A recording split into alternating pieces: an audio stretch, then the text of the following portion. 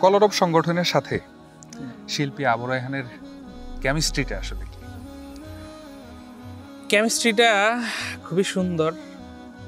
কেউ যদি আবু রায়হান বলে, সাথে কলরবের নামটা নিয়ে নেয়, চলে আসে। সবাই মনে করে আমার নামটা পরিপূর্ণ তখন যখন বলা হবে আবু রায়হান কলরব। যাই হোক, এটা একটা কথার কথা।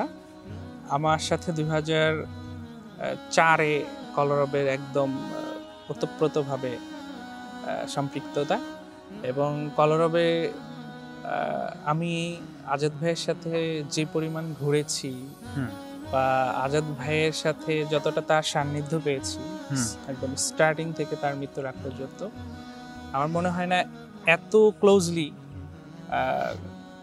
অন্য কেউ পেয়েছে।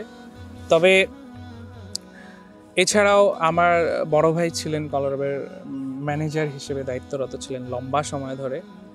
সামগ্রিকভাবে আমাদের এখন কলরবের যে সার্কেল তৈরি হয়েছে, এনার সবার সাথে যে একটা আন্তরিক সম্পর্ক, মানে আমরা একটা পরিবার। জি, আমরা একটা পরিবার। আমাদের অনেক সময় সাংগঠনিক নানা ইস্যুতে হয়তো কিছুটা কথাবার্তা হয় বা সংগঠনের স্বার্থে আমরা একজন আরেকজনের ভুল সংশোধন করি, কিন্তু আমাদের ভেতরগত যে একটা বন্ডিং, এটা খুব বেশি স্ট্রং। এবং এটা কখন পরিলক্ষিত হয়, যখন কলরবকে নিয়ে থার্ড কোনো পার্সন কখনো কোনো কথা বলে, আমরা সবাই তখন ঐক্যবদ্ধভাবে এটাকে হ্যান্ডেল করার চেষ্টা করি। এবং কলরব ইস্যুতে কলরবের প্রত্যেকটা ছেলে, আমি সহ, খুব বেশি সংগঠিত এবং খুব বেশি মানে একদম কলরবের ব্যাপারে নিবেদিত।